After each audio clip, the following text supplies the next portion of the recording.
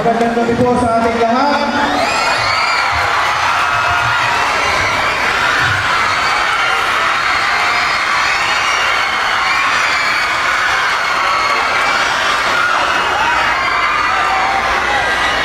Una-una, dahil sa pasalamatan ng ating mahal na Panginoon, binigyan niya tayo ng magandang panahon.